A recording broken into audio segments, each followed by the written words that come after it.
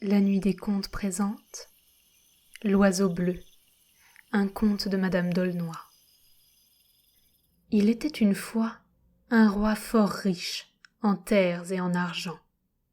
Sa femme mourut, il en fut inconsolable. Il s'enferma 8 jours entiers dans un petit cabinet où il se cassait la tête contre les murs tant il était affligé. On craignit qu'il ne se tuât. On mit des matelas entre la tapisserie et la muraille, de sorte qu'il avait beau se frapper, il ne se faisait point de mal. Tous ses sujets résolurent de l'aller voir, et de lui dire ce qu'il pourrait pour soulager sa tristesse. Les uns préparaient des discours graves et sérieux, d'autres d'agréables et de réjouissants, mais cela ne faisait aucune impression sur son esprit. À peine entendait-il ce qu'on lui disait. Enfin, il se présenta devant lui une femme si couverte de crêpe noire, de voiles, de mantes, de longs habits de deuil, et qui pleurait et sanglotait si fort et si haut, qu'il en demeura surpris. Elle lui dit qu'elle n'entreprenait point, comme les autres, de diminuer sa douleur, qu'elle venait pour l'augmenter, parce que rien n'était plus juste que de pleurer une bonne femme. Que pour elle, qui avait eu le meilleur de tous les maris, elle faisait bien son compte de pleurer tant qu'il lui resterait des yeux à la tête. Là-dessus elle redoubla ses cris, et le roi à son exemple se mit à hurler. Il la reçut mieux que les autres, il l'entretint des belles qualités de sa chair défunte, et elle renchérit celles de son cher défunt. Ils causèrent tant et tant qu'ils ne savaient plus que dire sur leur douleur. Quand la fine veuve vit la matière presque épuisée, elle leva un peu ses voiles, et le roi affligé se récréa la vue à regarder cette pauvre affligée qui tournait et retournait fort à propos 2 grands yeux bleus, bordés de longues paupières noires. Son teint était assez fleuri. Le roi la considéra avec beaucoup d'attention. Peu à peu, il parla moins de sa femme, puis il n'en parla plus du tout. La veuve disait qu'elle voulait toujours pleurer son mari. Le roi la pria de ne point immortaliser son chagrin. Pour conclusion, l'on fut tout étonné qu'il l'épousât, et que le noir se changeât en vert et en couleur de rose. Il suffit très souvent de connaître le faible des gens pour entrer dans leur cœur et pour en faire tout ce que l'on veut. Le roi n'avait eu qu'une fille de son premier mariage, qui passait pour la 8e merveille du monde. On la nommait Florine, parce qu'elle ressemblait à Flore, tant elle était fraîche, jeune et belle. On ne lui voyait guère d'habits magnifiques, elle aimait les robes de taffetas volants, avec quelques agrafes de pierreries et forces guirlandes de fleurs qui faisaient un effet admirable quand elles étaient placées dans ses beaux cheveux. Elle n'avait que 15 ans lorsque le roi se remaria. La nouvelle reine envoya quérir sa fille, qui avait été nourrie chez sa marraine, la fée Souciot, mais elle n'en était ni plus gracieuse ni plus belle. Souciot y avait voulu travailler et n'avait rien gagné. Elle ne laissait pas de l'aimer chèrement. On l'appelait Truitonne, car son visage avait autant de taches de rousseur qu'une truite. Ses cheveux noirs étaient si gras et si crasseux que l'on n'y pouvait toucher. Sa peau jaune distillait de l'huile. La reine ne laissait pas de l'aimer à la folie. Elle ne parlait que de la charmante Truitonne, et comme Florine avait toutes sortes d'avantages au-dessus d'elle, la reine s'en désespérait. Elle cherchait tous les moyens possibles de la mettre mal auprès du roi. Il n'y avait point de jour que la reine et Truitonne ne fissent quelques pièces à Florine. La princesse, qui était douce et spirituelle, tâchait de se mettre au-dessus des mauvais procédés. Le roi dit un jour à la reine que Florine et Truitonne étaient assez grandes pour être mariées, et que le premier prince qui viendrait à la cour, il ferait en sorte de lui en donner l'une des 2. « Je prétends, répliqua la reine, que ma fille soit la première établie. Elle est plus âgée que la vôtre, et comme elle est 1000 fois plus aimable, il n'y a point à balancer là-dessus. » Le roi, qui n'aimait point la dispute, lui dit qu'il le voulait bien et qu'il l'en faisait la maîtresse. À quelque temps de là, on apprit que le roi charmant devait arriver. Jamais prince n'avait porté plus loin la galanterie et la magnificence. Son esprit et sa personne n'avaient rien qui ne répondît à son nom. Quand la reine sut ces nouvelles, elle employa tous les brodeurs, tous les tailleurs et tous les ouvriers à faire des ajustements à Triton. Elle pria le roi que Florine n'eût rien de neuf, et ayant gagné ses femmes, elle lui fit voler tous ses habits, toutes ses coiffures et toutes ses pierreries le jour même que Charmant arriva. De sorte que lorsqu'elle se voulut parer, elle ne trouva pas un ruban. Elle vit bien d'où lui venait ce bon office. Elle envoya chez les marchands pour avoir des étoffes. Ils répondirent que la reine avait défendu qu'on lui en donnât.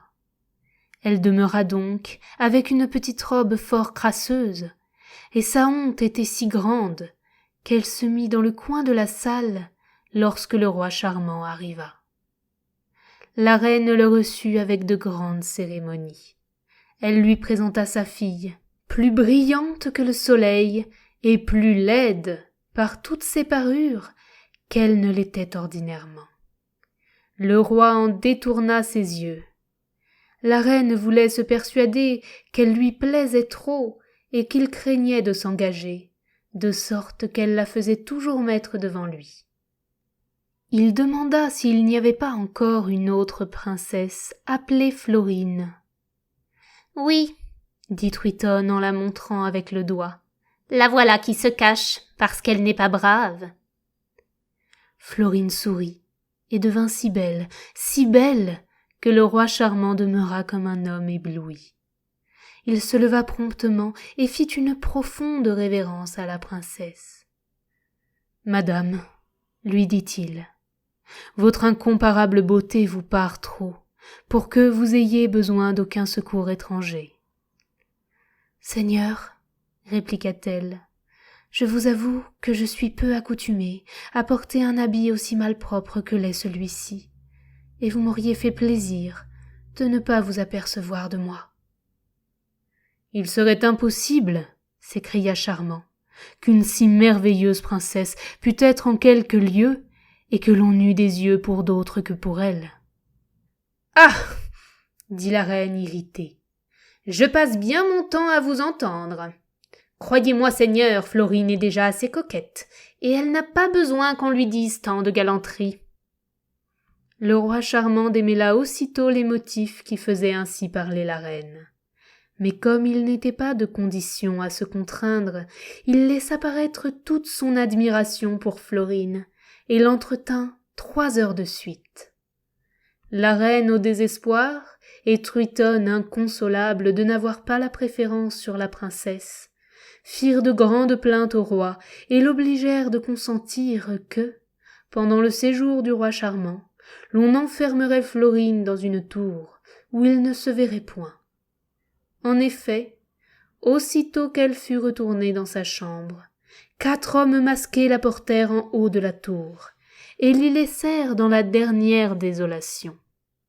Car elle vit bien que l'on n'en usait ainsi que pour l'empêcher de plaire au roi, qui lui plaisait déjà fort, et qu'elle aurait bien voulu pour époux. Comme il ne savait pas les violences que l'on venait de faire à la princesse, il attendait l'heure de la revoir avec 1000 impatiences. Il voulut parler d'elle à ceux que le roi avait mis auprès de lui, pour lui faire plus d'honneur, mais par l'ordre de la reine, ils lui dirent tout le mal qu'ils purent, qu'elle était coquette, inégale, de méchante humeur, qu'elle tourmentait ses amis et ses domestiques, qu'on ne pouvait être plus malpropre, et qu'elle poussait si loin l'avarice, qu'elle aimait mieux être habillée comme une petite bergère que d'acheter de riches étoffes de l'argent que lui donnait le roi son père. À tout ce détail Charmant souffrait et se sentait des mouvements de colère qu'il avait bien de la peine à modérer. « Non, » disait-il en lui-même. Il est impossible que le ciel ait mis une âme si mal faite dans le chef-d'œuvre de la nature. Je conviens qu'elle n'était pas proprement mise quand je l'ai vue. Mais la honte qu'elle en avait prouve assez qu'elle n'était point accoutumée à se voir ainsi. Quoi? Elle serait mauvaise, avec cet air de modestie et de douceur qui enchante? Ce n'est pas une chose qui me tombe sous le sens. Il m'est bien plus aisé de croire que c'est la reine qui la décrit ainsi. L'on n'est pas belle-mère pour rien. Et la princesse Truitonne est une si laide bête qu'il ne serait point extraordinaire qu'elle portât envie à la plus parfaite de toutes les créatures. Pendant qu'il raisonnait là-dessus, des courtisans qui l'environnaient devinaient à son air qu'il ne lui avait pas fait plaisir de parler mal de Florine. Il y en eut un plus adroit que les autres, qui, changeant de ton et de langage pour connaître les sentiments du prince, se mit à dire des merveilles de la princesse. À ces mots, il se réveilla comme d'un profond sommeil. Il entra dans la conversation, la joie se répandit sur son visage. Amour, amour, que l'on te cache difficilement, tu parais partout, sur les lèvres d'un amant, dans ses yeux, au son de sa voix. Lorsque l'on aime, le silence, la conversation, la joie ou la tristesse, tout parle de ce qu'on ressent. La reine, impatiente de savoir si le roi charmant était bien touché, envoya quérir ceux qu'elle avait mis dans sa confidence, et elle passa le reste de la nuit à les questionner. Tout ce qu'ils lui disaient ne servait qu'à confirmer l'opinion où elle était, que le roi aimait Florine.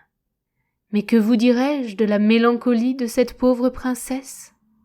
Elle était couchée par terre dans le donjon de cette horrible tour où les hommes masqués l'avaient emportée. « Je serais moins à plaindre, » disait-elle, « si l'on m'avait mise ici avant que j'eusse vu cet aimable roi. L'idée que j'en conserve ne peut servir qu'à augmenter mes peines. Je ne dois pas douter que c'est pour m'empêcher de le voir davantage que la reine me traite si cruellement. Hélas! Que le peu de beauté dont le ciel m'a pourvu coûtera cher à mon repos. » Elle pleurait ensuite, si amèrement, que sa pauvre ennemie en aurait eu pitié, si elle avait été témoin de ses douleurs. C'est ainsi que cette nuit se passa. La reine, qui voulait engager le roi charmant par tous les témoignages qu'elle pourrait lui donner de son attention, lui envoya des habits d'une richesse et d'une magnificence sans pareille, faits à la mode du pays, et l'ordre des chevaliers d'amour qu'elle avait obligé le roi d'instituer le jour de leurs noces.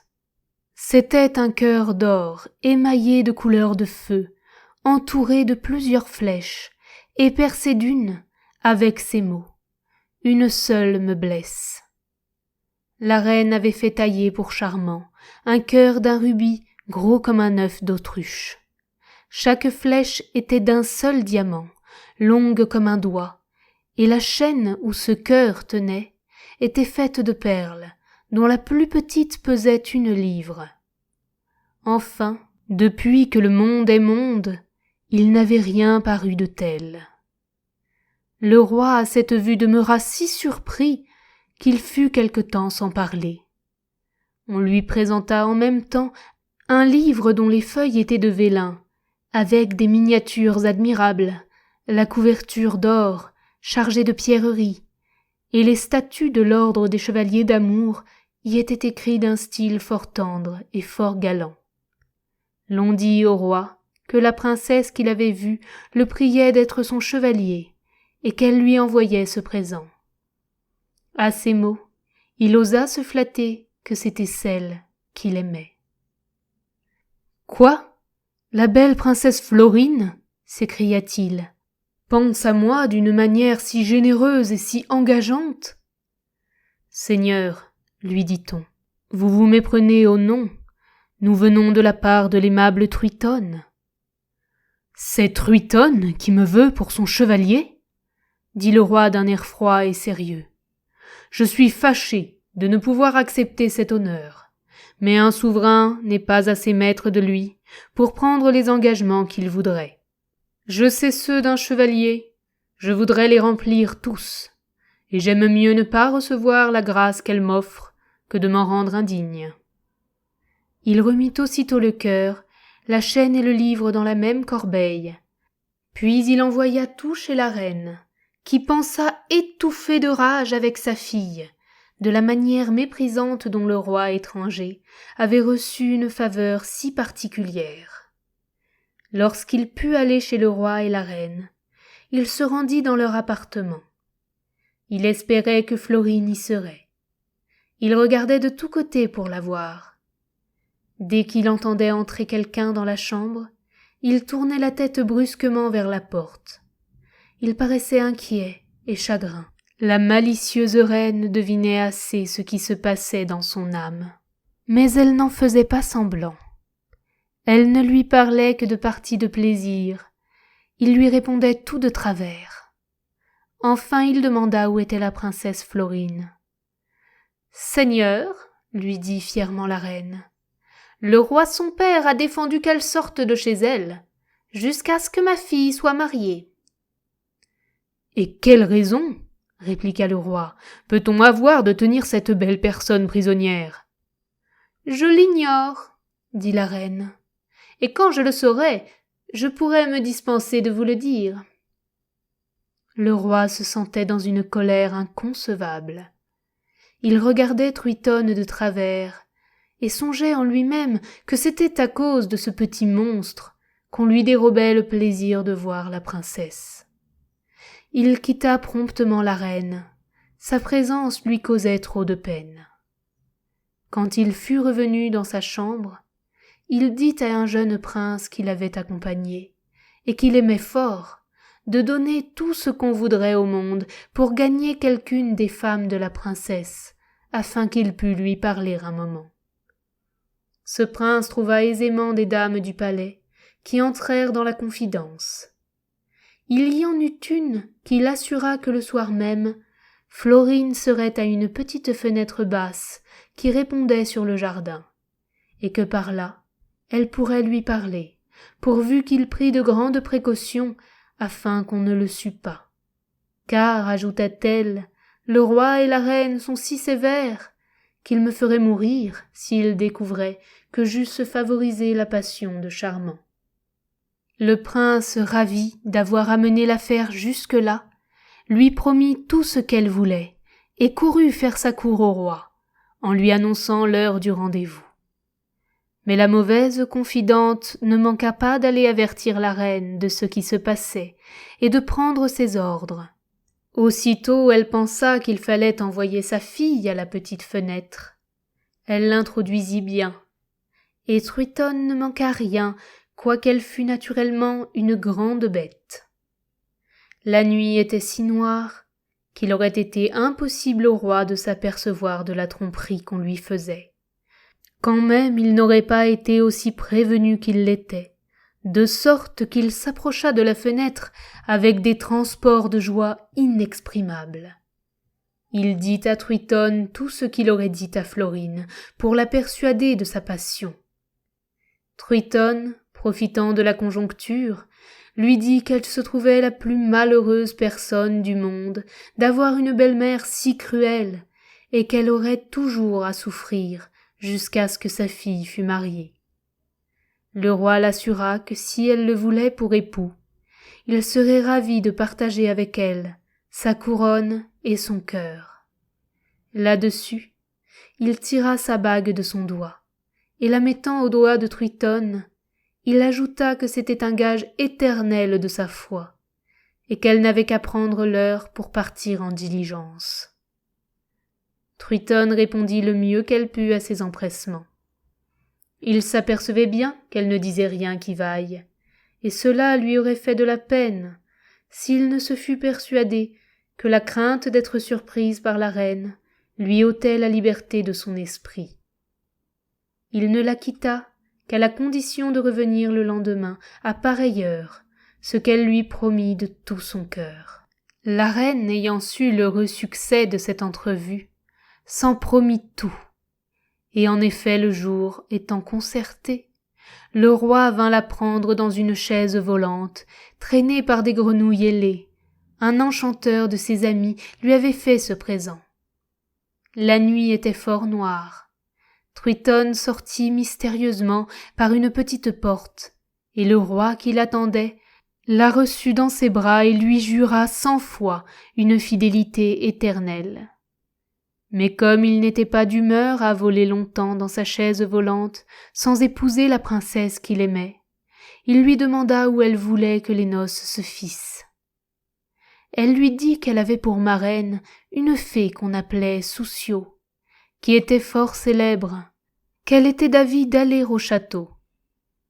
Quoique le roi ne sût pas le chemin, il n'eut qu'à dire à ces grosses grenouilles de l'y conduire. Elles connaissaient la carte générale de l'univers, et en peu de temps, elles rendirent le roi et Truitonne chez Soussio.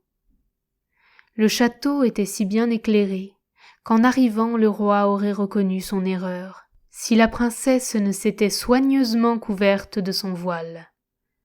Elle demanda sa marraine, elle lui parla en particulier et lui conta comme quoi elle avait attrapé Charmant et qu'elle la priait de l'apaiser.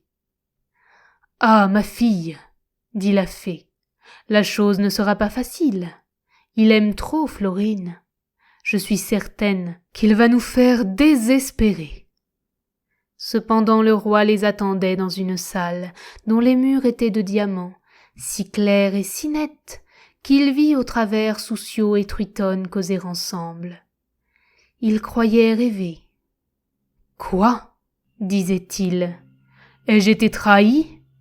Les démons ont-ils amené cet ennemi de notre repos ? Vient-elle pour troubler mon mariage ? Ma chère Florine ne paraît point. Son père l'a peut-être suivie. » Il pensait mille choses qui commençaient à le désoler. Mais ce fut bien pis quand elles entrèrent dans la salle et que Soussio lui dit d'un ton absolu. « Roi charmant, voici la princesse Truitonne, à laquelle vous avez donné votre foi. Elle est ma filleule, et je souhaite que vous l'épousiez tout à l'heure. »« Moi » s'écria-t-il. « Moi, j'épouserai ce petit monstre. Vous me croyez d'un naturel bien docile. Quand vous me faites de telles propositions, sachez que je ne lui ai rien promis. Si elle dit autrement, elle en a... » « N'achevez pas, » interrompit Soussio, « et ne soyez jamais assez hardi pour me manquer de respect. »« Je consens, » répliqua le roi, « de vous respecter autant qu'une fée est respectable, pourvu que vous me rendiez ma princesse. »« Est-ce que je ne la suis pas, parjure ?» dit Truitonne en lui montrant sa bague. « À qui as-tu donné cet anneau pour gage de ta foi ? À qui as-tu parlé à la petite fenêtre, si ce n'est pas à moi ? » « Comment donc ?» reprit-il. « J'ai été déçu et trompé ? Non, non, je n'en serai point la dupe. Allons, allons, mes grenouilles, je veux partir tout à l'heure. »« Oh, ce n'est pas une chose en votre pouvoir, si je n'y consens, » dit Soussio. Elle le toucha, et ses pieds s'attachèrent au parquet, comme si on les y avait cloués. « Quand vous me lapideriez, lui dit le roi, quand vous m'écorcheriez, je ne serai point à une autre qu'à Florine. J'y suis résolu, et vous pouvez après cela user de votre pouvoir à votre gré. » Soussio employa la douceur, les menaces, les promesses, les prières. Truitonne pleura, cria, gémit, se fâcha, s'apaisa. Le roi ne disait pas un mot, et les regardant toutes deux avec l'air du monde le plus indigné, il ne répondait rien à tout leur verbiage. Il se passa ainsi 20 jours et 20 nuits, sans qu'elles cessassent de parler, sans manger, sans dormir et sans s'asseoir. Enfin Soussio, à bout et fatigué, dit au roi. « Oh bien, Vous êtes un opiniâtre qui ne voulait pas entendre raison. Choisissez, ou d'être 7 ans en pénitence, pour avoir donné votre parole sans la tenir, ou d'épouser ma filleule. » Le roi, qui avait gardé un profond silence, s'écria tout d'un coup. « Faites de moi tout ce que vous voudrez pourvu que je sois délivré de cette maussade. »« Maussade vous-même » dit Truitonne en colère. « Je vous trouve un plaisant roitelet, avec votre équipage marécageux, de venir jusqu'en mon pays pour me dire des injures et manquer à votre parole. Si vous aviez 4 deniers d'honneur, en useriez-vous ainsi ? » « Voilà des reproches touchants, » dit le roi d'un ton railleur. « Voyez-vous qu'on a tort de ne pas prendre une aussi belle personne pour femme. »« Non, non, elle ne le sera pas !» s'écria Souciot, en colère. « Tu n'as qu'à t'envoler par cette fenêtre si tu le veux, car tu seras 7 ans oiseau bleu. » En même temps, le roi change de figure. Ses bras se couvrent de plumes et forment des ailes. Ses jambes et ses pieds deviennent noirs et menus. Il lui croît des ongles crochus, son corps s'apetisse, et il est tout garni de longues plumes fines et mêlées de bleu céleste. Ses yeux s'arrondissent et brillent comme des soleils. Son nez n'est plus qu'un bec d'ivoire. Il s'élève sur sa tête une aigrette blanche qui forme une couronne. Il chante à ravir et parle même. En cet état, il jette un cri douloureux de se voir ainsi métamorphosé, et s'envole à tire-d'aile pour fuir le funeste palais de Souciot. Dans la mélancolie qui l'accable, il voltige de branche en branche, et ne choisit que les arbres consacrés à l'amour ou à la tristesse, tantôt sur les myrtes, tantôt sur les cyprès. Il chante des airs pitoyables, et il déplore sa méchante fortune, et celle de Florine. « En quel lieu ces ennemis l'ont-ils caché ?» disait-il. « Qu'est devenue cette belle victime ? La barbarie de la reine la laisse-t-elle encore respirer ? Où la chercherai-je ? Suis-je condamné à passer 7 ans sans elle ? Peut-être que pendant ce temps on la mariera, et que je perdrai pour jamais l'espérance qui soutient ma vie. » Ces différentes pensées affligeaient l'oiseau bleu, à tel point qu'il voulait se laisser mourir. D'un autre côté, la fée Souciot renvoya Truitonne à la reine, qui était bien inquiète comment les noces se seraient passées. Mais quand elle vit sa fille, et qu'elle lui raconta tout ce qui venait d'arriver, elle se mit dans une colère terrible, dont le contre-coup retomba sur la pauvre Florine. « Il faut, dit-elle, qu'elle se repente plus d'une fois d'avoir su plaire à Charmant. » Elle monta dans la tour avec Truitonne, qu'elle avait parée de ses plus riches habits. Elle portait une couronne de diamants sur sa tête, et 3 filles des plus riches barons de l'État tenaient la queue de son manteau royal. Elle avait au pouce l'anneau du roi Charmant, que Florine remarqua le jour qu'ils parlèrent ensemble. Elle fut étrangement surprise de voir Truitonne dans un si pompeux appareil. « Voilà ma fille qui vient vous apporter des présents de sa noce, » dit la reine. « Le roi Charmant l'a épousée. Il l'aime à la folie. Il n'a jamais été de gens plus satisfaits. » Aussitôt, on étale devant la princesse des étoffes d'or et d'argent, des pierreries, des dentelles, des rubans, qui étaient dans de grandes corbeilles de filigrane d'or. En lui présentant toutes ces choses, Truitonne ne manquait pas de faire briller l'anneau du roi, de sorte que la princesse Florine ne pouvait plus douter de son malheur.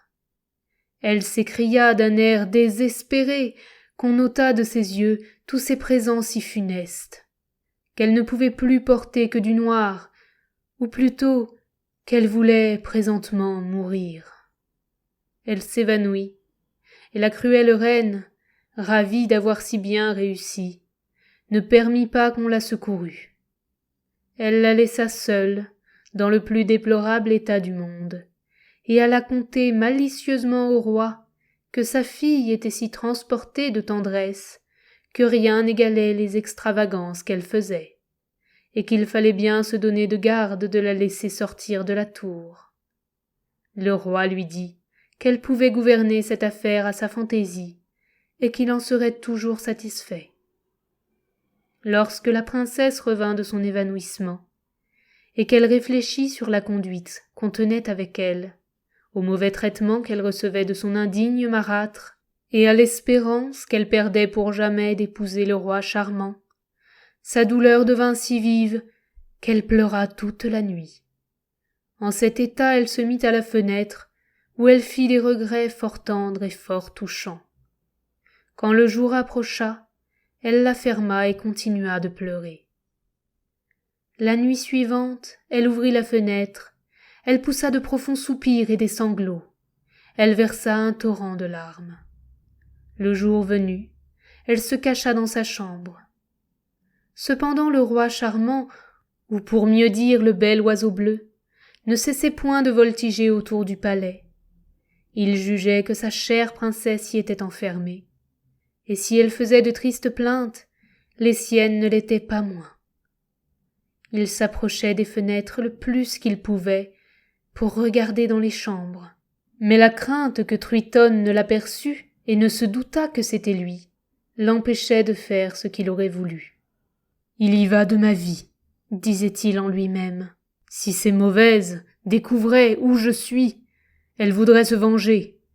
Il faudrait que je m'éloignasse ou que je fusse exposé au dernier danger. » Ces raisons l'obligèrent à garder de grandes mesures, et d'ordinaire il ne chantait que la nuit. Il y avait vis-à-vis de la fenêtre où Florine se mettait un cyprès d'une hauteur prodigieuse. L'oiseau bleu vint s'y percher. Il y fut à peine qu'il entendit une personne qui se plaignait. « Souffrirai-je encore longtemps ?» disait-elle. « La mort ne viendra-t-elle point à mon secours ? Ceux qui la craignent ne la voient que trop tôt. Je la désire et la cruelle me fuit. Ah, barbare reine, que t'ai-je fait pour me retenir dans une captivité si affreuse ? N'as-tu pas assez d'autres endroits pour me désoler ? Tu n'as qu'à me rendre témoin du bonheur que ton indigne fille goûte avec le roi charmant. » L'oiseau bleu n'avait pas perdu un mot de cette plainte. Il en demeura bien surpris, et il attendit le jour avec la dernière impatience pour voir la dame affligée. Mais avant qu'il vînt, elle avait fermé la fenêtre et s'était retirée. L'oiseau, curieux, ne manqua pas de revenir la nuit suivante. Il faisait clair de lune. Il vit une fille à la fenêtre de la tour, qui commençait ses regrets. « Fortune, disait-elle, toi qui me flattais de régner, toi qui m'avais rendu l'amour de mon père, que t'ai-je fait pour me plonger tout d'un coup dans les plus amères douleurs ? Est-ce dans un âge aussi tendre que le mien qu'on doit commencer à ressentir ton inconstance ? Reviens, barbare, s'il est possible. Je te demande pour toute faveur de terminer ma fatale destinée. » L'oiseau bleu écoutait, et plus il écoutait, plus il se persuadait que c'était son aimable princesse qui se plaignait. Il lui dit : « Adorable Florine, merveille de nos jours, pourquoi voulez-vous finir si promptement les vôtres ? Vos maux ne sont point sans remède. »« Eh ! Qui me parle ?» s'écria-t-elle, d'une manière si consolante. « Un roi malheureux, » reprit l'oiseau, « qui vous aime et n'aimera jamais que vous. »« Un roi qui m'aime ?» ajouta-t-elle. « Est-ce ici un piège que me tend mon ennemi ? Mais, au fond, qui gagnera-t-elle ? Si elle cherche à découvrir mes sentiments, je suis prête à lui en faire l'aveu. »« Non, ma princesse, » répondit-il, « l'amant qui vous parle n'est point capable de vous trahir. » En achevant ces mots, il vola sur la fenêtre. Florine eut d'abord grande peur d'un oiseau si extraordinaire, qui parlait avec autant d'esprit que s'il avait été homme. quoiqu'il conservât le petit son de voix d'un rossignol. Mais la beauté de son plumage et ce qu'il lui dit la rassura. « M'est-il permis de vous revoir, ma princesse ?» s'écria-t-il. « Puis-je goûter un bonheur si parfait sans mourir de joie ? Mais hélas, que cette joie est troublée par votre captivité et l'état où la méchante Soussio m'a réduit pour 7 ans. »« Et qui êtes-vous, charmant oiseau ?» dit la princesse en le caressant. « Vous avez dit mon nom, » ajouta le roi, « et vous feignez de ne pas me connaître. »« Quoi ? Le plus grand roi du monde ? Quoi ? Le roi charmant ? » dit la princesse. « Serait le petit oiseau que je tiens ? » « Hélas, belle Florine, il n'est que trop vrai, » reprit-il. « Et si quelque chose peut m'en consoler, c'est que j'ai préféré cette peine à celle de renoncer à la passion que j'ai pour vous. »« Pour moi ? » dit Florine. « Ah, ne cherchez point à me tromper. Je sais que vous avez épousé Truitonne. J'ai reconnu votre anneau à son doigt. Je l'ai vue toute brillante des diamants que vous lui avez donnés. Elle est venue m'insulter dans ma triste prison, chargée d'une riche couronne et d'un manteau royal qu'elle tenait de votre main, pendant que j'étais chargée de chaînes et de fer. »« Vous avez vu Truitonne dans cet équipage ? » interrompit le roi. « Sa mère et elle ont osé vous dire que ces joyaux venaient de moi. Ô ciel, est-il possible que j'entende des mensonges si affreux et que je ne puisse m'en venger aussitôt que je le souhaite ? Sachez qu'elles ont voulu me décevoir. Qu'abusant de votre nom, elles m'ont engagé d'enlever cette laide Truitonne. Mais aussitôt que je connus mon erreur, je voulus l'abandonner, et je choisis, enfin, d'être oiseau bleu 7 ans de suite, plutôt que de manquer à la fidélité que je vous ai vouée. » Florine avait un plaisir si sensible d'entendre parler son aimable amant qu'elle ne se souvenait plus des malheurs de sa prison. Que ne lui dit-elle pas pour le consoler de sa triste aventure, et pour le persuader qu'elle ne ferait pas moins pour lui qu'il n'avait fait pour elle. Le jour paraissait, la plupart des officiers étaient déjà levés, que l'oiseau bleu et la princesse parlaient encore ensemble. Ils se séparèrent avec 1000 peines, après s'être promis que toutes les nuits, ils s'entretiendraient ainsi. La joie de s'être retrouvés était si extrême qu'il n'est point de termes capables de l'exprimer. Chacun de son côté remerciait l'amour et la fortune. Cependant, Florine s'inquiétait pour l'oiseau bleu. « Qui le garantira des chasseurs ?» disait-elle, « ou de la serre aiguë de quelque aigle, ou de quelque vautour affamé, qui le mangerait avec autant d'appétit que si ce n'était pas un grand roi. Ô ciel, que deviendrais-je si ces plumes légères et fines poussées par le vent venaient jusque dans ma prison m'annoncer le désastre que je crains ?» Cette pensée empêcha que la pauvre princesse fermât les yeux, car lorsque l'on aime, les illusions paraissent des vérités, et ce que l'on croyait impossible dans un autre temps semble aisé en celui-là, de sorte qu'elle passa le jour à pleurer, jusqu'à ce que l'heure fût venue de se mettre à sa fenêtre. Le charmant oiseau, caché dans le creux d'un arbre, avait été tout le jour occupé à penser à sa belle princesse. « Que je suis content, » disait-il, « de l'avoir retrouvée, qu'elle est engageante, que je sens vivement les bontés qu'elle me témoigne. » Ce tendre amant comptait jusqu'au moindre moment de la pénitence qui l'empêchait de l'épouser, et jamais on n'en a désiré la fin avec plus de passion. Comme il voulait faire à Florine toutes les galanteries dont il était capable, il vola jusqu'à la ville capitale de son royaume. Il alla à son palais, il entra dans son cabinet par une vitre qui était cassée. Il prit des pendants d'oreilles, de diamants, si parfaits et si beaux, qu'il n'y en avait point au monde qui en approchassent. Il les apporta le soir à Florine, et la pria de s'emparer. « J'y consentirai, » lui dit-elle, « si vous me voyiez le jour, mais puisque je ne vous parle que la nuit, je ne les mettrai pas. » L'oiseau lui promit de prendre si bien son temps qu'il viendrait à la tour à l'heure qu'elle voudrait. Aussitôt elle mit les pendants d'oreilles, et la nuit se passa à causer comme s'était passé l'autre. Le lendemain, l'oiseau bleu retourna dans son royaume. Il alla à son palais. Il entra dans son cabinet par la vitre rompue, et il en apporta les plus riches bracelets que l'on eût encore vus. Ils étaient d'une seule émeraude, taillés en facettes, creusés par le milieu, pour y passer la main et le bras. « Pensez-vous, lui dit la princesse, que mes sentiments pour vous aient besoin d'être cultivés par des présents ? Ah, que vous me connaîtriez mal. »« Non, madame, répliquait-il, je ne crois pas que des bagatelles que je vous offre soient nécessaires pour me conserver votre tendresse. Mais la mienne serait blessée si je négligeais aucune occasion de vous marquer mon attention. Et quand vous ne me voyez point, ces petits bijoux me rappellent à votre souvenir. » Florine lui dit là-dessus 1000 choses obligeantes, auxquelles il répondit par 1000 autres qui ne l'étaient pas moins. La nuit suivante, l'oiseau amoureux ne manqua pas d'apporter à sa belle une montre d'une grandeur raisonnable qui était dans une perle. L'excellence du travail surpassait celle de la matière. « Il est inutile de me régaler d'une montre, dit-elle galamment. Quand vous êtes éloigné de moi, les heures me paraissent sans fin. Quand vous êtes avec moi, elles passent comme un songe.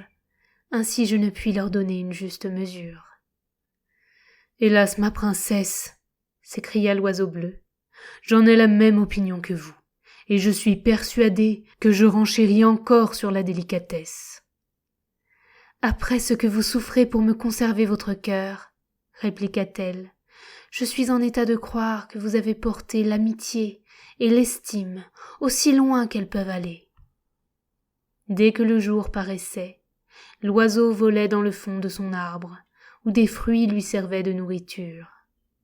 Quelquefois encore, il chantait de beaux airs. Sa voix ravivait les passants, il l'entendait et ne voyait personne. Aussi, il était conclu que c'étaient des esprits. Cette opinion devint si commune que l'on osait entrer dans le bois. On rapportait 1000 aventures fabuleuses qui s'y étaient passées, et la terreur générale fit la sûreté particulière de l'oiseau bleu. Il ne se passait aucun jour sans qu'il fît un présent à Florine, tantôt un collier de perles, ou des bagues des plus brillantes et des mieux mises en œuvre, des attaches de diamants, des poinçons, des bouquets de pierreries qui imitaient la couleur des fleurs, des livres agréables, des médailles. Enfin, elle avait un amas de richesses merveilleuses. Elle ne s'emparait jamais que la nuit pour plaire au roi, et le jour n'ayant pas d'endroit où les mettre, elle les cachait soigneusement dans sa paillasse. 2 années s'écoulèrent ainsi, sans que Florine se plaignît une seule fois de sa captivité. Et comment s'en serait-elle plainte ? Elle avait la satisfaction de parler toute la nuit à ceux qu'elle aimait. Il ne s'est jamais dit tant de jolies choses. Bien qu'elle ne vît personne, et que l'oiseau passât le jour dans le creux d'un arbre, ils avaient 1000 nouveautés à se raconter. La matière était inépuisable. Leur cœur et leur esprit fournissaient abondamment des sujets de conversation. Cependant, la malicieuse reine, qui la retenait si cruellement en prison, faisait d'inutiles efforts pour marier Truitonne. Elle envoyait des ambassadeurs la proposer à tous les princes dont elle connaissait le nom. Dès qu'ils arrivaient, on les congédiait brusquement. « S'il s'agissait de la princesse Florine, vous seriez reçus avec joie, » leur disait-on. « Mais pour Truitonne, elle peut rester vestale sans que personne s'y oppose. » À ces nouvelles, sa mère et elle s'emportaient de colère contre l'innocente princesse qu'elle persécutait. « Quoi ? Malgré sa captivité, cette arrogante nous traversera ?» disait-elle. « Quel moyen de lui pardonner les mauvais tours qu'elle nous fait ? Il faut qu'elle ait des correspondances secrètes dans les pays étrangers. C'est tout au moins une criminelle d'État. Traitons-la sur ce pied et cherchons tous les moyens possibles de la convaincre. » Elles finirent leur conseil si tard qu'il était plus de minuit lorsqu'elles résolurent de monter dans la tour pour l'interroger. Elle était avec l'oiseau bleu à la fenêtre, parée de ses pierreries, coiffée de ses beaux cheveux, avec un soin qui n'était pas naturel aux personnes affligées. Sa chambre et son lit étaient jonchés de fleurs, et quelques pastilles d'Espagne qu'elle venait de brûler répandaient une odeur excellente. La reine écouta à la porte. Elle crut entendre chanter un air à 2 parties, car Florine avait une voix presque céleste. En voici les paroles qui lui parurent tendres.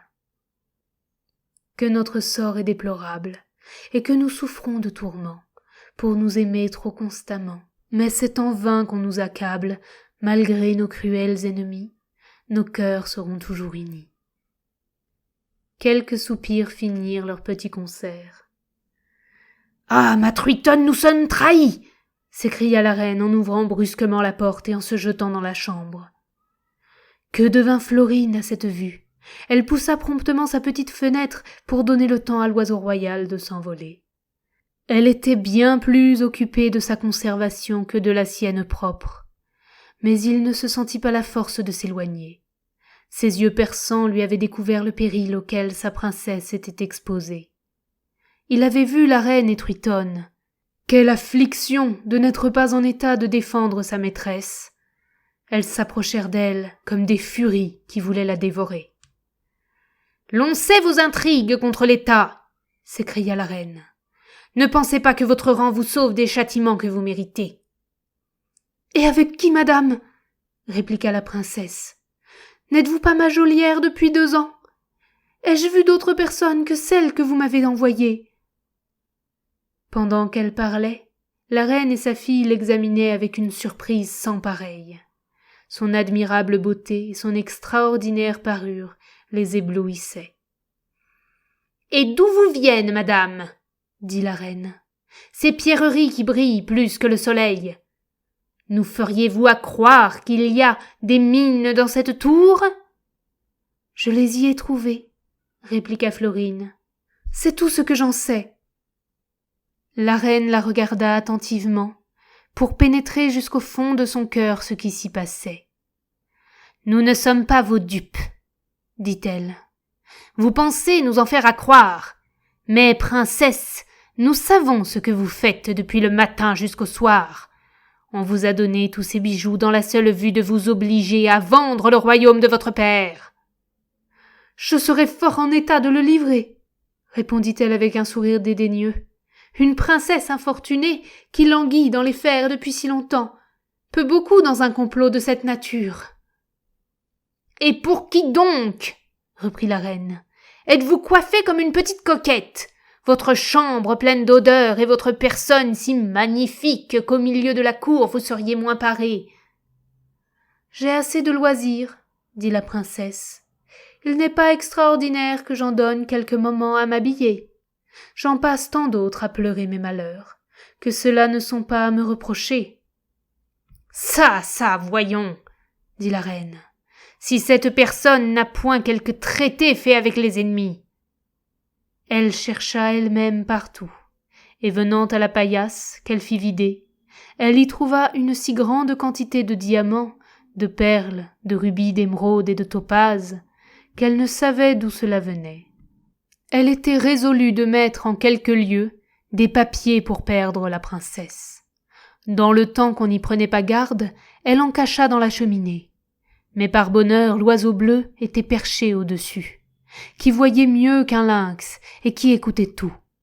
Il s'écria « Prends garde à toi, Florine, voilà ton ennemi qui veut te faire une trahison. » Cette voix si peu attendue épouvanta à tel point la reine qu'elle n'osa faire ce qu'elle avait médité. « Vous voyez, madame, » dit la princesse, « que les esprits qui volent en l'air me sont favorables. »« Je crois, » dit la reine outrée de colère, « que les démons s'intéressent pour vous, mais malgré eux votre père saura se faire justice. »« Plût au ciel, » s'écria Florine, « n'avoir à craindre que la fureur de mon père, mais la vôtre, madame, est plus terrible. » La reine la quitta, troublée de tout ce qu'elle venait de voir et d'entendre.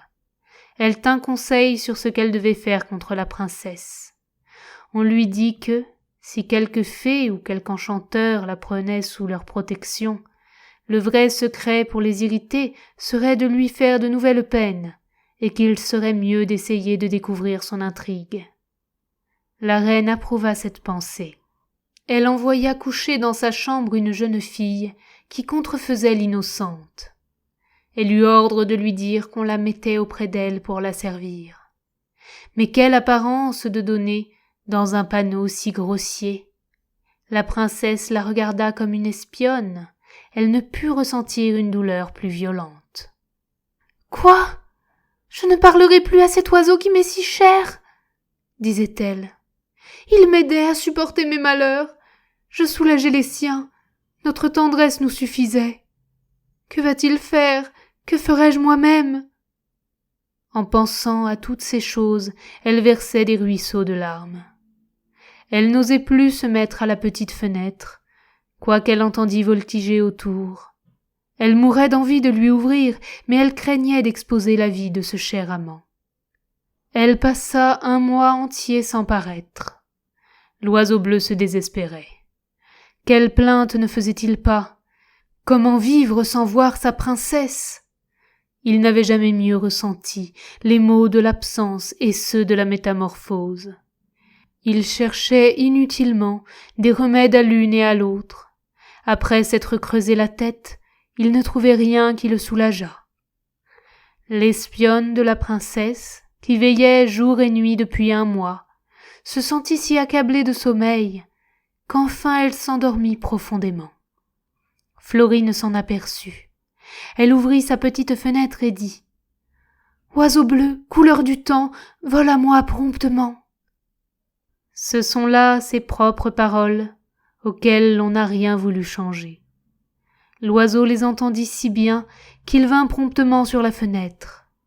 Quelle joie de se revoir, qu'ils avaient de choses à se dire. Les amitiés et les protestations de fidélité se renouvelèrent 1000 et 1000 fois. La princesse n'avait pu s'empêcher de répandre des larmes. Son amant s'attendrit beaucoup et la consola de son mieux.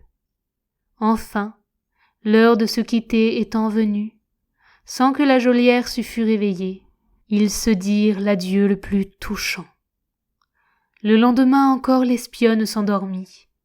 La princesse diligemment se mit à la fenêtre, puis elle dit comme la première fois « Oiseau bleu, couleur du temps, vole à moi promptement. » Aussitôt, l'oiseau vint, et la nuit se passa comme l'autre, sans bruit et sans éclat, dont nos amants étaient ravis. Ils se flattaient que la surveillante prendrait tant de plaisir à dormir qu'elle en ferait autant toutes les nuits. Effectivement, la troisième se passa encore très heureusement. Mais pour celle qui suivit, la dormeuse ayant entendu du bruit, elle écouta sans faire semblant de rien. Puis elle regarda de son mieux, et vit au clair de la lune le plus bel oiseau de l'univers, qui parlait à la princesse, qui la caressait avec sa patte, qui la becquetait doucement. Enfin elle entendit plusieurs choses de leur conversation, et demeura très étonnée, car l'oiseau parlait comme un amant, et la belle Florine lui répondait avec tendresse. Le jour parut. Ils se dirent adieu, et, comme s'ils eussent eu un pressentiment de leur prochaine disgrâce, ils se quittèrent avec une peine extrême. La princesse se jeta sur son lit toute baignée de ses larmes, et le roi retourna dans le creux de son arbre. Sa geôlière courut chez la reine. Elle lui apprit tout ce qu'elle avait vu et entendu. La reine envoya quérir Truitonne et ses confidentes. Elles raisonnèrent longtemps ensemble et conclurent que l'oiseau bleu était le roi charmant. « Quel affront !»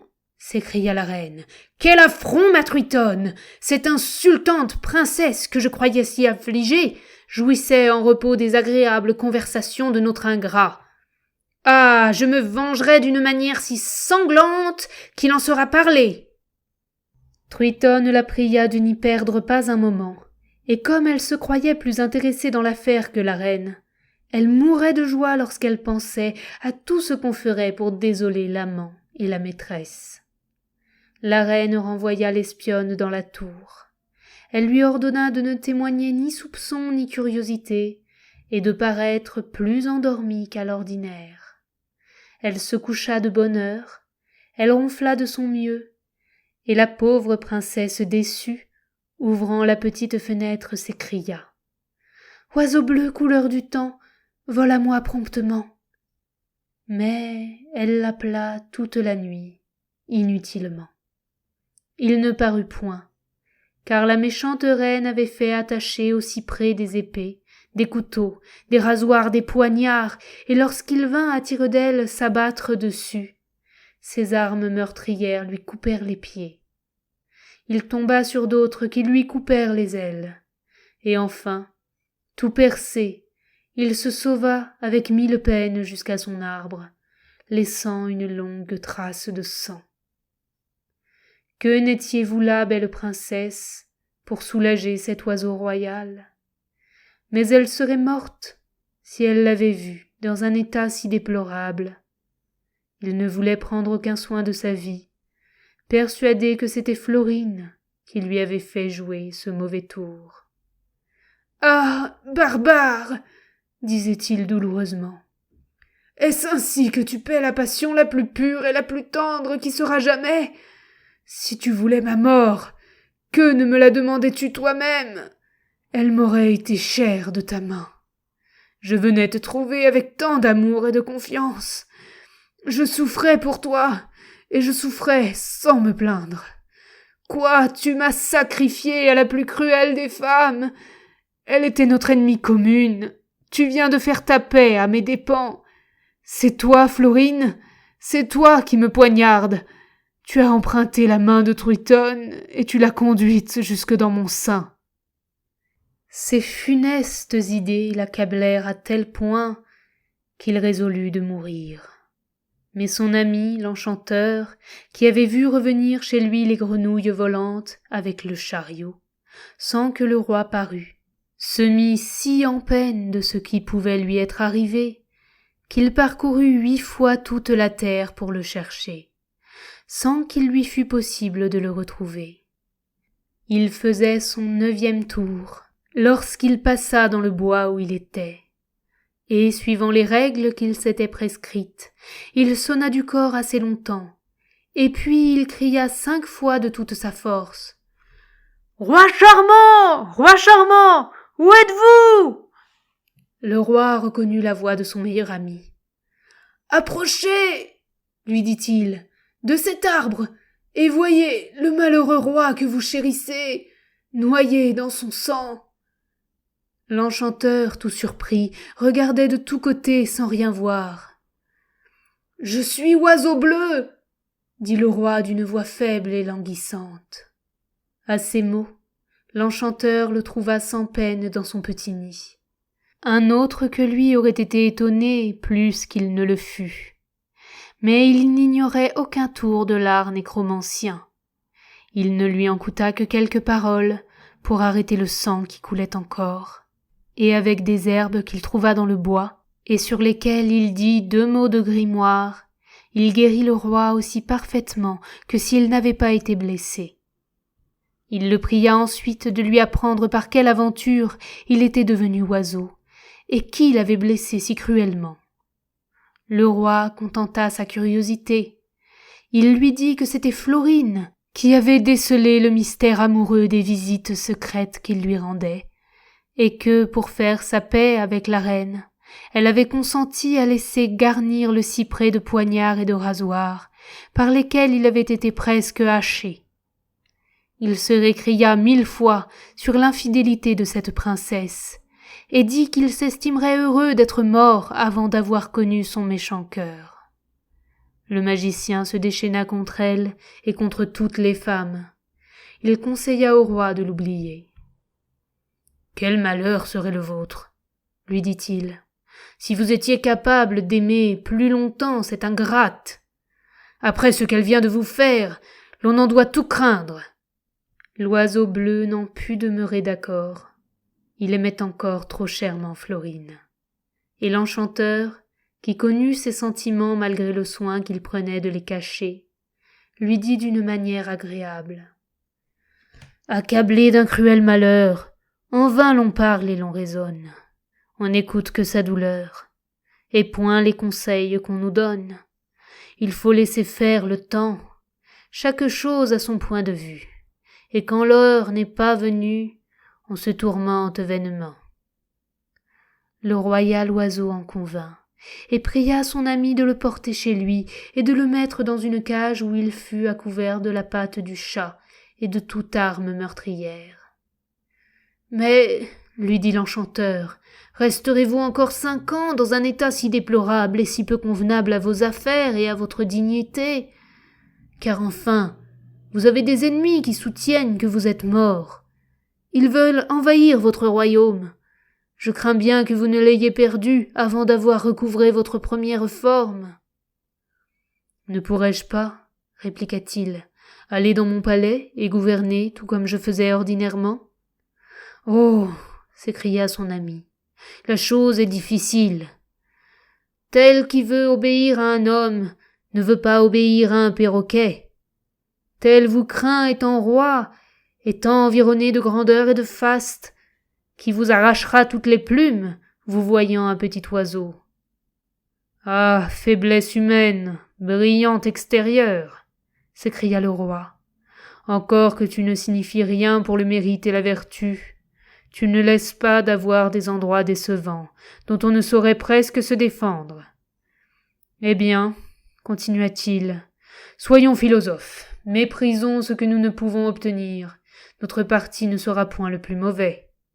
« Je ne me rends pas si tôt, » dit le magicien. « J'espère trouver quelque bon expédient. » Florine, la triste Florine, désespérée de ne plus voir le roi, passait les jours et les nuits à la fenêtre, répétant sans cesse « Oiseau bleu, couleur du temps, vole à moi promptement !» La présence de son espionne ne l'en empêchait point. Son désespoir était tel qu'elle ne ménageait plus rien. « Qu'êtes-vous devenu, roi charmant ?» s'écria-t-elle. « Nos communs ennemis vous ont-ils fait ressentir les cruels effets de leur rage? Avez-vous été sacrifié à leur fureur? Hélas, hélas, n'êtes-vous plus? Ne dois-je plus vous voir? Ou fatigué de mes malheurs, m'avez-vous abandonné à la dureté de mon sort? » Que de larmes, que de sanglots suivaient ces tendres plaintes, que les heures étaient devenues longues par l'absence d'un amant si aimable et si cher. La princesse, abattue, malade, maigre et changée, pouvait à peine se soutenir. Elle était persuadée que tout ce qu'il y a de plus funeste était arrivé au roi. La reine et Triton triomphaient. La vengeance leur faisait plus de plaisir que l'offense ne leur avait fait de peine. Et, au fond, de quelle offense s'agissait-il ? Le roi charmant n'avait pas voulu épouser un petit monstre qu'il avait 1000 sujets de haïr. Cependant, le père de Florine, qui devenait vieux, tomba malade et mourut. La fortune de la méchante reine et sa fille changea de face. Elles étaient regardées comme des favorites qui avaient abusé de leur faveur. Le peuple mutiné courut au palais demander la princesse Florine, la reconnaissant comme souveraine. La reine, irritée, voulut traiter l'affaire avec hauteur. Elle parut sur un balcon et menaça les mutins. En même temps, la sédition devint générale. On enfonce les portes de son appartement, on les pile et on l'assomme à coups de pierre. Triton s'enfuit chez sa marraine la fée Soussio. Elle ne courait pas moins de danger que sa mère. Les grands du royaume s'assemblèrent promptement et montèrent à la tour, où la princesse était fort malade. Elle ignorait la mort de son père et le supplice de son ennemi. Quand elle entendit tant de bruit, elle ne douta pas qu'on ne vînt la prendre pour la faire mourir. Elle n'en fut point effrayée. La vie lui était odieuse depuis qu'elle avait perdu l'oiseau bleu. Mais ses sujets, s'étant jetés à ses pieds, lui apprirent le changement qui venait d'arriver à sa fortune. Elle n'en fut point émue.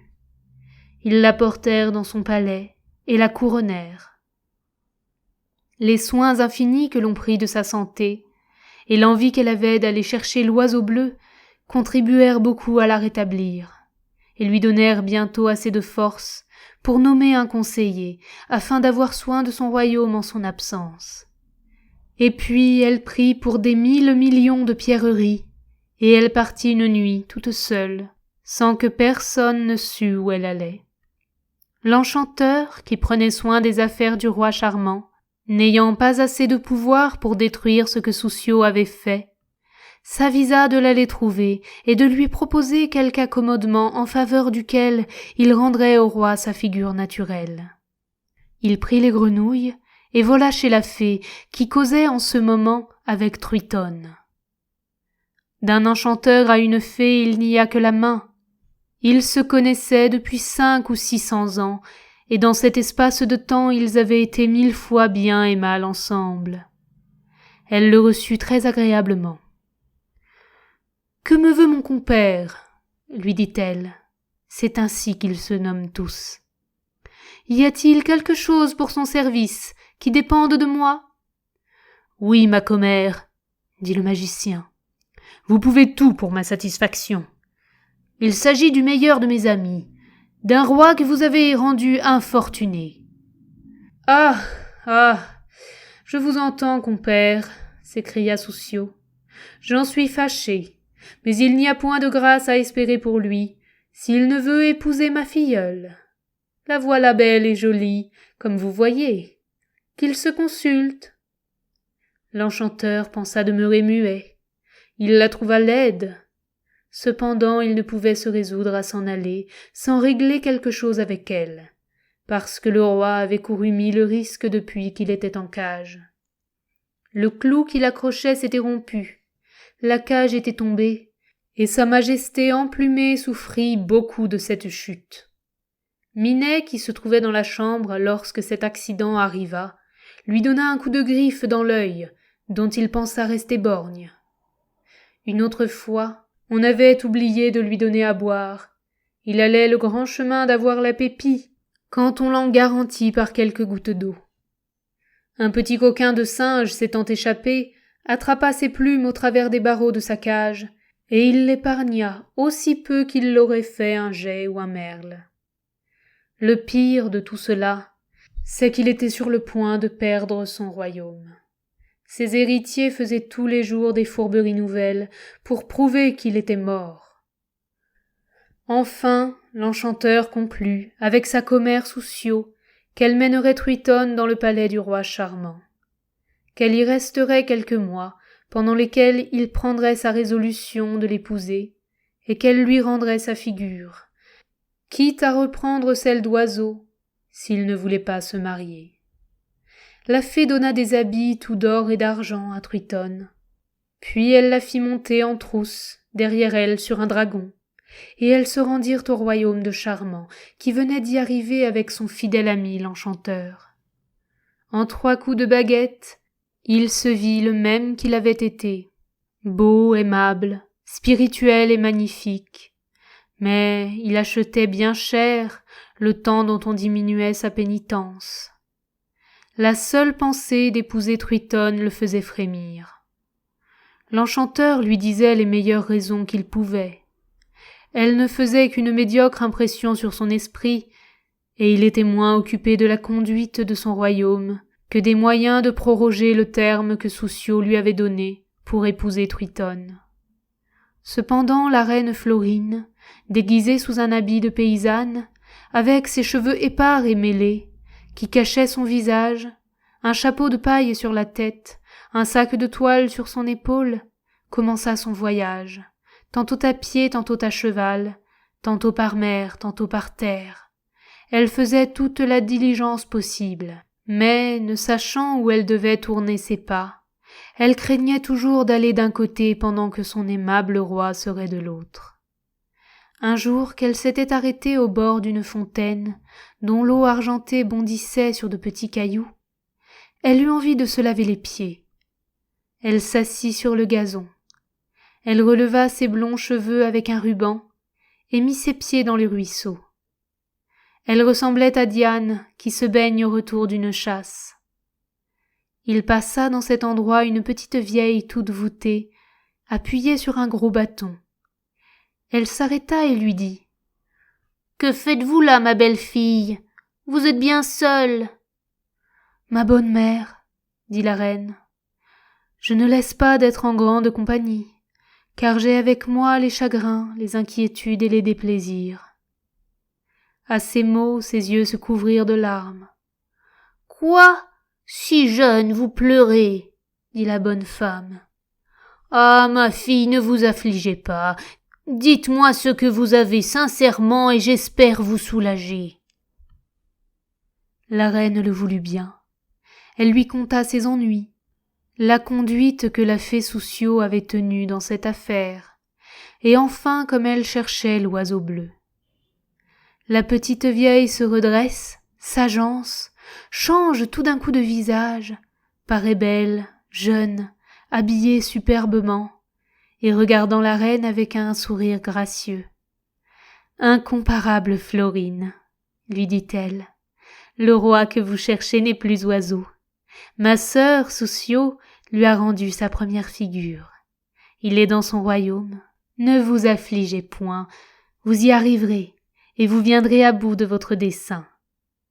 Voici 4 œufs. Vous les casserez dans vos pressants besoins, et vous y trouverez des secours qui vous seront utiles. » En achevant ces mots, elle disparut.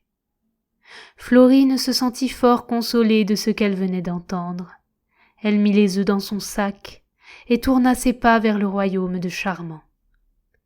Après avoir marché 8 jours et 8 nuits sans s'arrêter, elle arrive au pied d'une montagne prodigieuse par sa hauteur, toute d'ivoire et si droite que l'on n'y pouvait mettre les pieds sans tomber.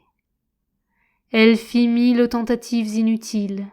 Elle glissait, elle se fatiguait, et désespérée d'un obstacle si insurmontable, elle se coucha au pied de la montagne, résolue de s'y laisser mourir, quand elle se souvint des œufs que la fée lui avait donnés. Elle en prit un. « Voyons, dit-elle, si elle ne s'est point moquée de moi en me promettant les secours dont j'aurais besoin. » Dès qu'elle l'eut cassé, elle y trouva de petits crampons d'or qu'elle mit à ses pieds et à ses mains. Quand elle les eut, elle monta la montagne d'ivoire sans aucune peine, car les crampons entraient dedans et l'empêchaient de glisser. Lorsqu'elle fut tout en haut, elle eut de nouvelles peines pour descendre. Toute la vallée était d'une seule glace de miroir. Il y avait autour plus de 60 000 femmes qui s'y miraient avec un plaisir extrême, car ce miroir avait bien 2 lieues de large et 6 de haut. Chacune s'y voyait selon ce qu'elle voulait être. La rouge y paraissait blonde, la brune avait les cheveux noirs, la vieille croyait être jeune, la jeune n'y vieillissait point. Enfin, tous les défauts y étaient si bien cachés que l'on y venait des 4 coins du monde. Il y avait de quoi mourir de rire, de voir les grimaces et les minauderies que la plupart de ces coquettes faisaient. Cette circonstance n'y attirait pas moins d'hommes. Le miroir leur plaisait aussi. Il faisait paraître aux uns de beaux cheveux, aux autres la taille plus haute et mieux prise, l'air martial et meilleure mine. Les femmes, dont ils se moquaient, ne se moquaient pas moins d'eux, de sorte que l'on appelait cette montagne de 1000 noms différents. Personne n'avait jamais parvenu jusqu'au sommet, et quand on vit Florine, les dames poussèrent de longs cris de désespoir. « Où va cette malavisée ?» disait-elle. « Sans doute qu'elle a assez d'esprit pour marcher sur notre glace. Du premier pas, elle brisera tout. » Elle faisait un bruit épouvantable. La reine ne savait comment faire, car elle voyait un grand péril à descendre par là. Elle cassa un autre œuf, dont il sortit 2 pigeons et un chariot, qui devint en même temps assez grand pour s'y placer commodément. Puis les pigeons descendirent doucement avec la reine, sans qu'il lui arrivât rien de fâcheux. Elle leur dit : « Mes petits amis, si vous vouliez me conduire jusqu'au lieu où le roi Charmant tient sa cour, vous n'obligeriez pas une ingrate. » Les pigeons, si vils et obéissants, ne s'arrêtèrent ni jour ni nuit qu'ils ne fussent arrivés aux portes de la ville. Florine descendit et leur donna à chacun un doux baiser plus estimable qu'une couronne. Oh, que le cœur lui battait en entrant! Elle se barbouilla le visage pour n'être point connue. Elle demanda aux passants où elle pouvait voir le roi. Quelques-uns se prirent à rire. « Voir le roi ?» lui dirent-ils. « Et que lui veux-tu, ma Missouillon ? Va te décrasser, tu n'as pas les yeux assez bons pour voir un tel monarque. » La reine ne répondit rien. Elle s'éloigna doucement et demanda encore à ceux qu'elle rencontra où elle se pourrait mettre pour voir le roi. « Il doit venir demain au temple avec la princesse Truitonne, lui dit-on, car enfin il consent à l'épouser. » Ciel, quelle nouvelle! Truitonne, l'indigne Truitonne, sur le point d'épouser le roi? Florine pensa mourir. Elle n'eut plus de force pour parler ni pour marcher. Elle se mit sous une porte, assise sur des pierres, bien cachée de ses cheveux et de son chapeau de paille. « Infortunée que je suis, disait-elle. Je viens ici pour augmenter le triomphe de ma rivale et me rendre témoin de sa satisfaction. C'était donc à cause d'elle que l'oiseau bleu cessa de me venir voir. C'était pour ce petit monstre qu'il me faisait la plus cruelle de toutes les infidélités, pendant qu'abîmée dans la douleur, je m'inquiétais pour la conservation de sa vie. Le traître avait changé, et se souvenant moins de moi que s'il ne m'avait jamais vue, il me laissait le soin de m'affliger de sa trop longue absence, sans se soucier de la mienne. Quand on a beaucoup de chagrin, il est rare d'avoir bon appétit. La reine chercha où se loger et se coucha sans souper. Elle se leva avec le jour. Elle courut au temple. Elle n'y entra qu'après avoir essuyé 1000 rebuffades des gardes et des soldats. Elle vit le trône du roi et celui de Truitonne qu'on regardait déjà comme la reine. Quelle douleur pour une personne aussi tendre et aussi délicate que Florine. Elle s'approcha du trône de sa rivale. Elle se tint debout, appuyée contre un pilier de marbre. Le roi vint le premier, plus beau et plus aimable qu'il eût été de sa vie. Truitonne parut ensuite, richement vêtue, et si laide qu'elle en faisait peur. Elle regarda la reine en fronçant le sourcil. « Qui es-tu » lui dit-elle, « pour oser t'approcher de mon excellente figure, et si près de mon trône d'or ?»« Je me nomme Missouillon, » répondit-elle. « Je viens de loin pour vous vendre des raretés. » Elle fouilla aussitôt dans son sac de toile. Elle en tira des bracelets d'émeraude que le roi charmant lui avait donnés. « Oh, oh !» dit Truitonne. « Voilà de jolies verrines. En veux-tu une pièce de 5 sous ?»« Montrez-les, madame, aux connaisseurs, » dit la reine, « et puis nous ferons notre marché. » Truitonne, qui aimait le roi plus tendrement qu'une telle bête n'en était capable, étant ravie de trouver des occasions de lui parler, s'avança jusqu'à son trône et lui montra les bracelets, le priant de lui dire son sentiment. À la vue de ces bracelets, il se souvint de ceux qu'il avait donnés à Florine. Il pâlit, il soupira, et fut longtemps sans répondre. Enfin, craignant qu'on ne s'aperçût de l'état où ses différentes pensées le réduisaient, il se fit un effort et répliqua. « Ces bracelets valent, je crois, autant que mon royaume. Je pensais qu'il n'y en avait qu'une paire au monde, mais en voilà de semblables. » Truitonne revint de son trône, où elle avait moins bonne mine qu'une huître à l'écaille. Elle demanda à la reine combien, sans surfaire, elle voulait de ces bracelets. « Vous auriez trop de peine à me les payer, madame, » dit-elle. « Il vaut mieux vous proposer un autre marché. Si vous me voulez procurer de coucher une nuit dans le cabinet des échos qui est au palais du roi, je vous donnerai mes émeraudes. »« Je le veux bien, Missouillon, » dit Truitonne en riant comme une perdue et montrant des dents plus longues que les défenses d'un sanglier. Le roi ne s'informa point d'où venaient ces bracelets, moins par indifférence pour celle qui les présentait, bien qu'elle ne fût guère propre à faire naître la curiosité, que par un éloignement invincible qu'il sentait pour Truitonne. Or, il est à propos qu'on sache que, pendant qu'il était oiseau bleu, il avait conté à la princesse qu'il y avait sous son appartement un cabinet, qu'on appelait le cabinet des échos, et qui était si ingénieusement fait que tout ce qui s'y disait fort bas était entendu du roi lorsqu'il était couché dans sa chambre. Et comme Florine voulait lui reprocher son infidélité, elle n'en avait point imaginé de meilleurs moyens. On la mena dans le cabinet par ordre de Truitonne. Elle commença ses plaintes et ses regrets. « Le malheur dont je voulais douter n'est que trop certain, cruel oiseau bleu, dit-elle. Tu m'as oublié, tu es mon indigne rival.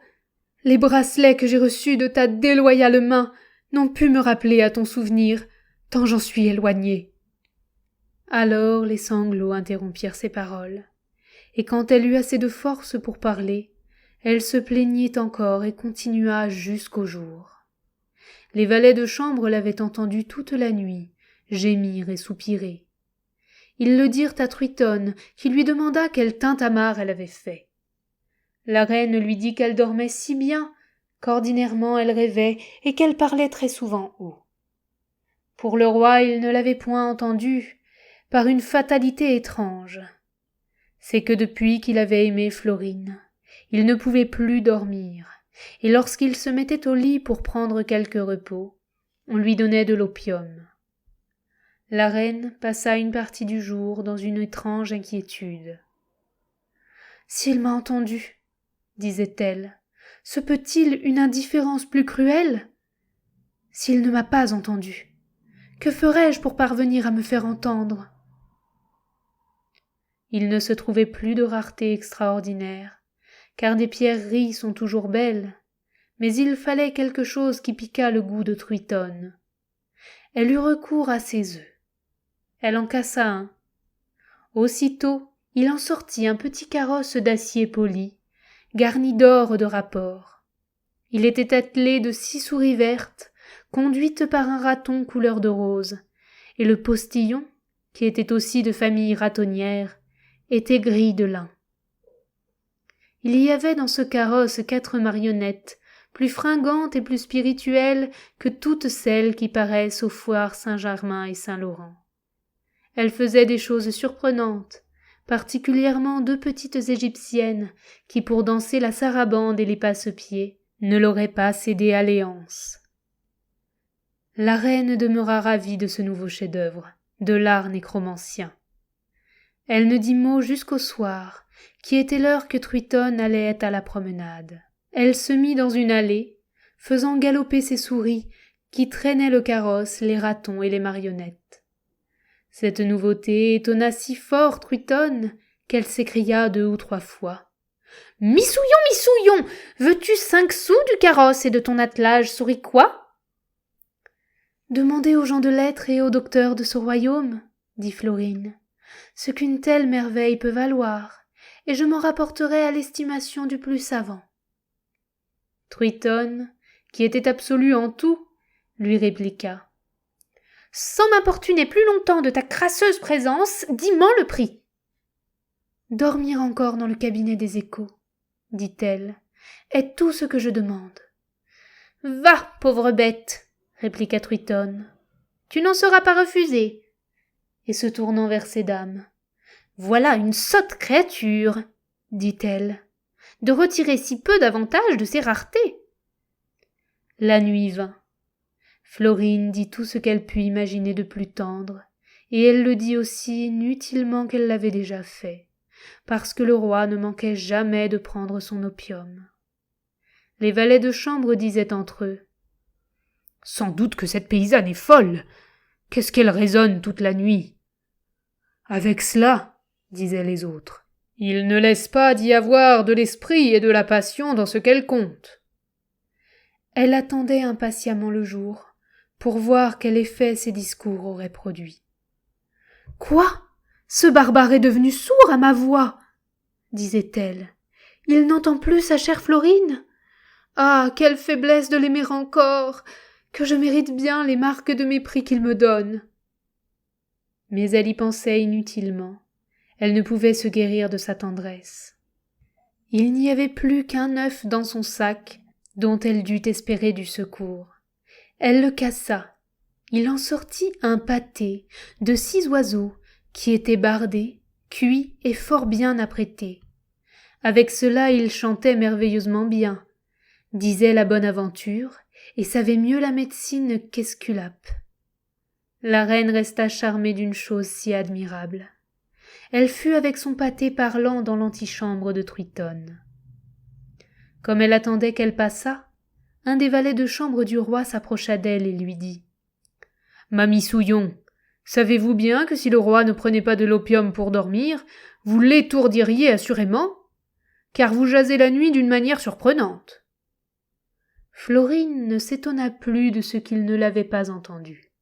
Elle fouilla dans son sac et lui dit « Je crains si peu d'interrompre le repos du roi, que si vous voulez ne point lui donner d'opium ce soir, en cas que je couche dans ce même cabinet, toutes ces perles et tous ces diamants seront pour vous. » Le valet de chambre y consentit et lui en donna sa parole. À quelques moments de là, Truitonne vint. Elle aperçut la reine avec son pâté, qui feignait de le vouloir manger. « Que fais-tu là, Missouillon » lui dit-elle.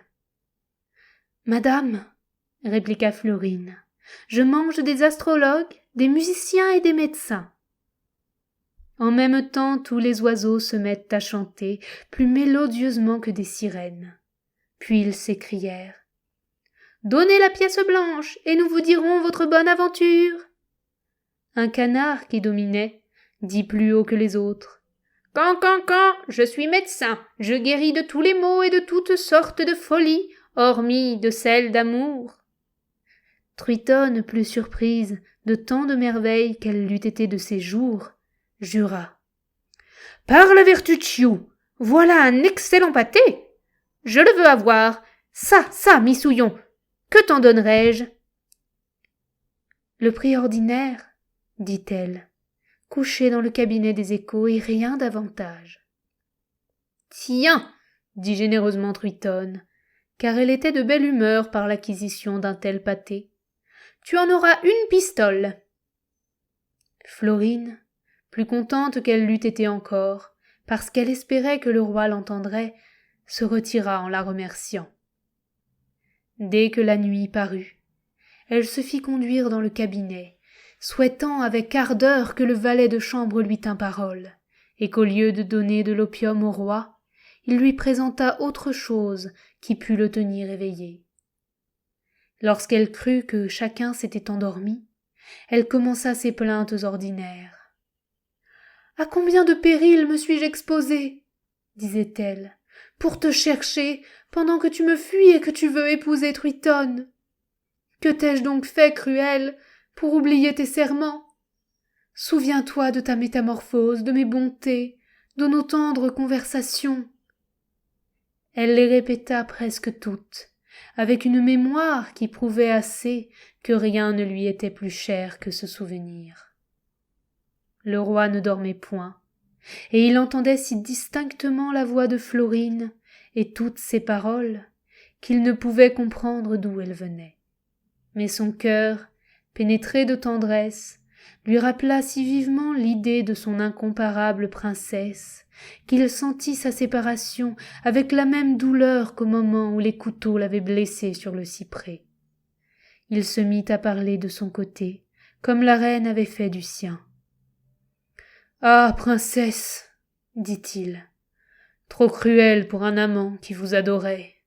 Est-il possible que vous m'ayez sacrifié à nos communs ennemis ?» Florine entendit ce qu'il disait, et ne manqua pas de lui répondre et de lui apprendre que, s'il voulait entretenir la Missouillon, il serait éclairci de tous les mystères qu'il n'avait pu pénétrer jusqu'alors. À ces mots, le roi impatient appela un de ses valets de chambre et lui demanda s'il ne pouvait point trouver Missouillon et l'amener. Le valet de chambre répliqua que rien n'était plus aisé, parce qu'elle couchait dans le cabinet des échos. Le roi ne savait qu'imaginer. Quel moyen de croire qu'une si grande reine que Florine fût déguisée en Souillon? Et quel moyen de croire que Missouillon eût la voix de la reine et sût des secrets si particuliers, à moins que ce ne fût elle-même? Dans cette incertitude, il se leva, et s'habillant avec précipitation, il descendit par un degré dérobé dans le cabinet des échos, dont la reine avait ôté la clé. Mais le roi en avait une qui ouvrait toutes les portes du palais. Il la trouva avec une légère robe de taffetas blanc, qu'elle portait sous ses vilains habits. Ses beaux cheveux couvraient ses épaules. Elle était couchée sur un lit de repos, et une lampe un peu éloignée ne rendait qu'une lumière sombre. Le roi entra tout d'un coup, et, son amour l'emportant sur son ressentiment, dès qu'il la reconnut, il vint se jeter à ses pieds. Il mouilla ses mains de ses larmes et pensa mourir de joie, de douleur et de 1000 pensées différentes qui lui passèrent en même temps dans l'esprit. La reine ne demeura pas moins troublée. Son cœur se serra.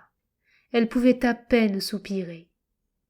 Elle regardait fixement le roi sans rien lui dire. Et quand elle eut la force de lui parler, elle n'eut pas celle de lui faire des reproches. Le plaisir de le revoir lui fit oublier pour quelque temps les sujets de plainte qu'elle croyait avoir. Enfin, ils s'éclaircirent, ils se justifièrent, leur tendresse se réveilla, et tout ce qui les embarrassait, c'était la fée Souciot. Mais dans ce moment, l'enchanteur, qui aimait le roi, arriva avec une fée fameuse. C'était justement celle qui donna les 4 œufs à Florine. Après les premiers compliments, l'enchanteur et la fée déclarèrent que leur pouvoir étant unis en faveur du roi et de la reine, Souciot ne pouvait rien contre eux, et qu'ainsi leur mariage ne recevrait aucun retardement. Il est aisé de se figurer la joie de ces 2 jeunes amants. Dès qu'il fut jour, on la publia dans tout le palais, et chacun était ravi de voir Florine. Ces nouvelles allèrent jusqu'à Truitonne.